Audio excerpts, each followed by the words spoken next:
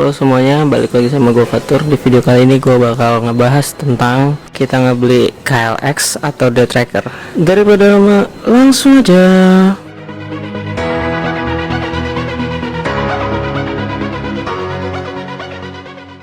Halo, welcome. Jangan lupa subscribe.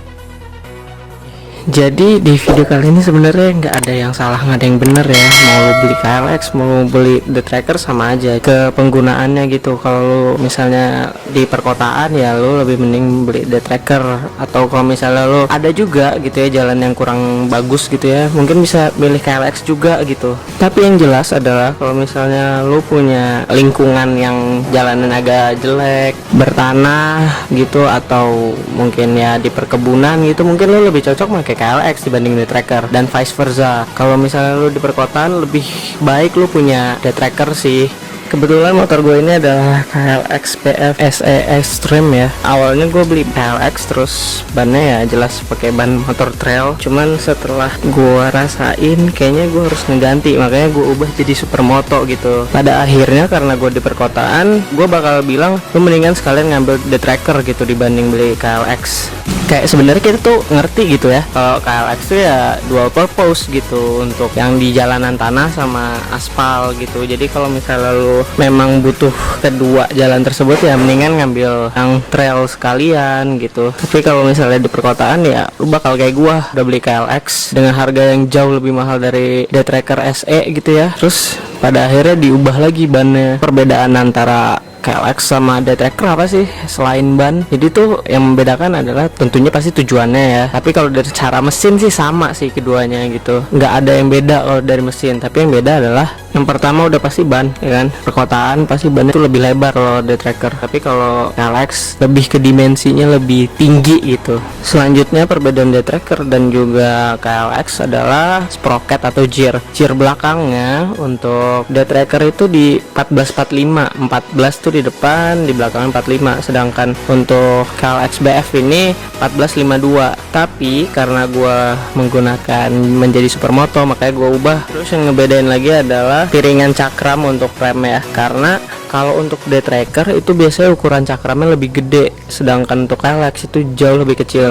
Kenapa coba Kawasaki harus capek-capek bedain gitu ya? Kenapa nggak cuman bannya aja gitu yang beda? Itu tuh ada kegunaannya masing-masing. Dengan sprocket yang lebih besar, torsinya bakal lebih gede. Jadi ketika lo pakai KLX, udah pasti akselerasi lebih kenceng, tapi top speednya yang turun.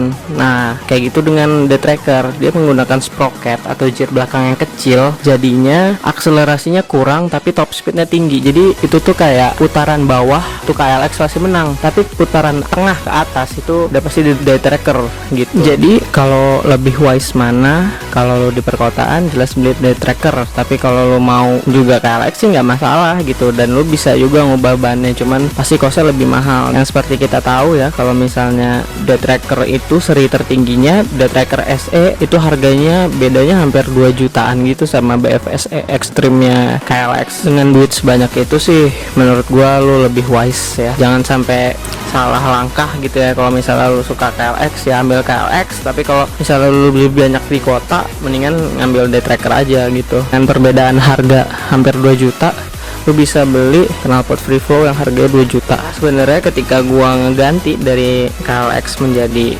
supermoto, yang paling mahal itu adalah part ini nih. Ban ini mahal banget, bisa 3 juta sendiri. Oke, kalau nggak kita sekarang main hitung-hitungan aja ya. Lu beli BFSE Extreme di tahun 2020, harganya sekitar 37 juta.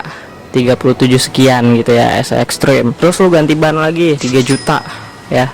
Dua ban ini lu ganti 3 juta, dan lu ganti gear lagi 500, berarti 3,5 juta. 37 tambah 3,5 udah 40,5 juta. Dengan duit segitu lu bisa dapat KLX 230 cc, sedikit lagi ya kan. Sekarang kita hitung-hitungan dengan Day Tracker. Day Tracker sekarang harganya anggaplah 35 ya. Dengan 35 lu bisa ngeganti knalpot, lu bisa ganti yang Sultan dikit, Rocket Titanium dari Norifumi, atau lu ganti Daytona 2 juta, atau juga over. Itu masih jauh gitu dari budget 40,5 juta. Jadi gue balikin lagi ke lu, pilihan mau milih KLX atau Day Tracker, pilihan sebenarnya ada di lo. Oke, kayaknya segitu dulu. Kalau misalnya lu suka video ini tinggal like, share, dan subscribe. Kalau lu punya komen, langsung aja hit the comment section below. Oke guys, see you guys into the next one.